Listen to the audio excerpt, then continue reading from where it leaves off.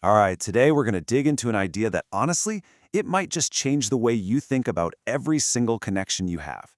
It all boils down to looking at one simple word in a whole new way: relationship. So here it is from Don Olson. You cannot build a relationship by not relating.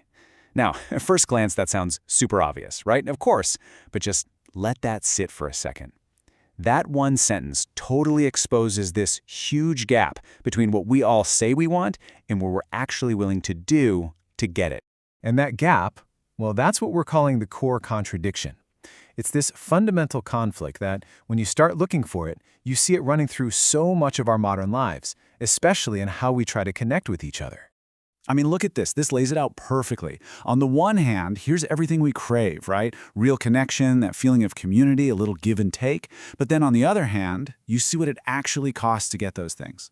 Making yourself vulnerable, that's exposure. Actually showing up, that's participation. And yeah, the risk that comes with really opening yourself up to another person. And this really gets to the heart of it. It's like we want this beautiful, magical field of connection, that shared space of community and trust to just poof, be there, waiting for us. But we're hesitant. We don't want to be the ones to take that first step, to plant the first seed, to actually walk out into that open space and say, here I am. We want the reward, but not the action. So this brings us to a really crucial shift in how we think about this. We've got to stop seeing a relationship as a thing you can have, like some kind of possession, and start seeing it as something you do. That's the whole idea right here. A relationship is a verb. It's not a noun.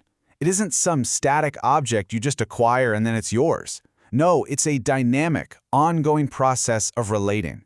It takes energy, it takes input, and it needs constant action just to exist. And when you look at it that way, this simple, logical chain just clicks into place. If there's no action, there's no relationship, period. And without that active relating, that field of connection we were just talking about, that space between people, it just can't form. Everything just stays put, totally isolated. And look, this isn't just some nice-sounding theory. It is a practical architecture. It's like the hidden blueprint that supports every single form of real human connection. And once you see it, you start seeing it everywhere.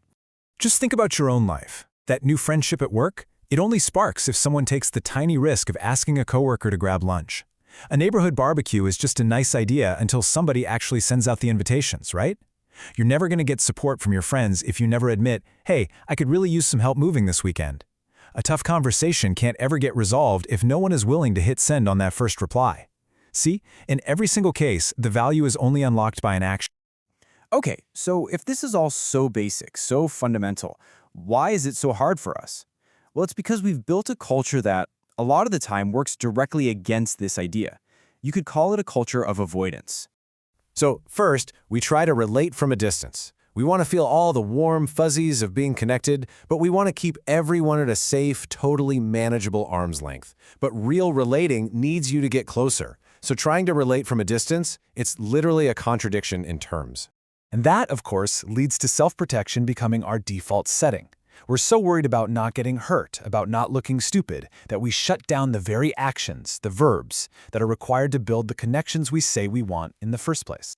And all of this is just supercharged by this bigger cultural trend of hyper-individualism.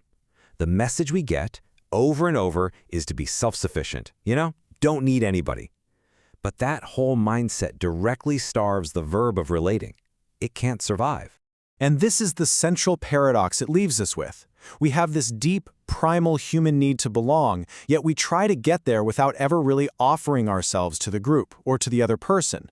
We want to be accepted without ever showing who we actually are. This line from the source material is just so sharp. Zero permeability. Think about that. It's like wanting to feel the warmth of the sun through a brick wall. We want all the good stuff, all the benefits of connection to flow in, but we refuse to let any part of ourselves, our vulnerability, our needs, our real thoughts, to flow out. It's an impossible equation. It just doesn't work. And that's why this idea, seeing relationship as a verb, is so powerful. It's clean. It's not sentimental. It doesn't really allow for any excuses. It just lays out a structural truth. If you want the noun, you have to perform the verb. It cuts right through all of our elegant ways of avoiding the real work. So, we'll end with a question that brings this whole thing right back to you. personally. We all want that field of connection and belonging to just magically appear in our lives. We can all picture it. But now that we know it only grows from action, the real question is, are you willing to be the one to step into it first?